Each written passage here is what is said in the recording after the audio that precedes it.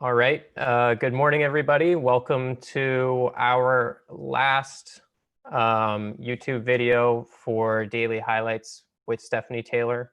I'm here with Dr. Stephanie Taylor, and as I just mentioned, this is going to be our last video. So if you've been looking at the news at all or any sort of social media, you know there's been a lot of protests going on recently. So today's topic that we're going to look at is how to protect yourself from COVID-19 if you choose to attend these protests. So within these protests, you can see people are wearing masks, people have brought signs, and are trying to stay distanced as best as possible.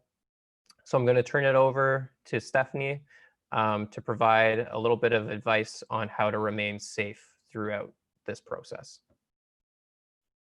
So hello, everyone. Yeah, these are sad and conflicted times for sure.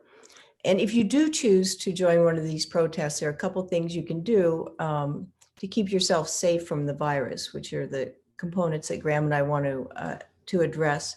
One, take the precautions that you've been taking. Wear a mask. Stay distant from people that you don't live with or that you haven't been, people who aren't in your family. Bring a sign, but also bring hand sanitizer. Remember to disinfect your hands frequently.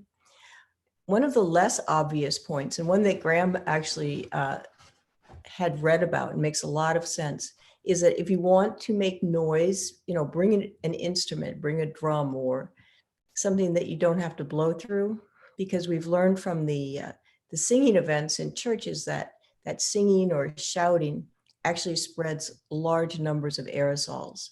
So if you're infected, you will quickly become a super spreader if you're shouting or other people are shouting around you. You're more at risk. So, attempt to remain socially distant appropriately. And one of the less obvious things is make sure if you are going to go to a protest, go to one that's outdoors.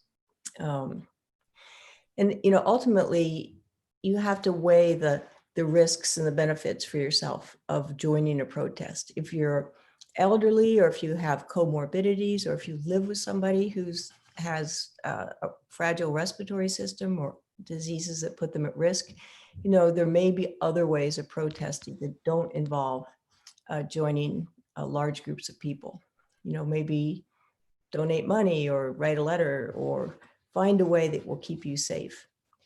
But if you do choose to join a protest, be careful not only of the violence, but be careful of this COVID-19 crisis because it's still with us. And there was actually an uptick in infections after an event, I believe in Tennessee. The numbers started rising again. So just be really careful. Yeah. And after the protests, make sure to clean, wash your hands, probably take a shower. I would take all the clothes that you had worn to that protest and seal them up or wash them immediately as well to try and disinfect them as best as possible. With that, thanks everyone for joining us over these last many weeks. Our YouTube library of all the different topics is still available. Do you have any closing remarks on this topic, Stephanie, at all before we turn to kind of like a sign off for the series? No, I just want to say, again, be careful. It's unfortunate that we have these tumultuous times. I also want to say that it's been really nice working with Graham and hopefully reaching some of our viewers on a regular basis.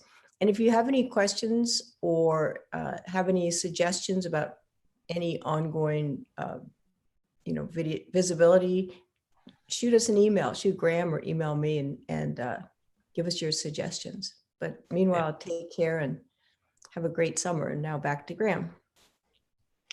So just because we're stopping this YouTube series here today doesn't mean we've stopped working. So we are available for webinars to be booked, and we're doing many of them throughout the United States and Canada. Stephanie was just just did one for Montreal yesterday, and we have another one coming up today for a different region. So it's about 20-30 minutes of why humidify for occupants, then kind of a 20-minute intro to the Condair product line, just very top level. And you get certificate for attending that you can use to apply for professional development hours. So contact either your local Condair agent or your regional sales manager for the area to set one up. With that, I'd like to thank everyone who's joined us across this YouTube series. And I hope everyone continues to stay safe. Absolutely. Take care and have a great weekend. Yeah. Thanks, everybody. Bye. It's funny, I feel sort of sad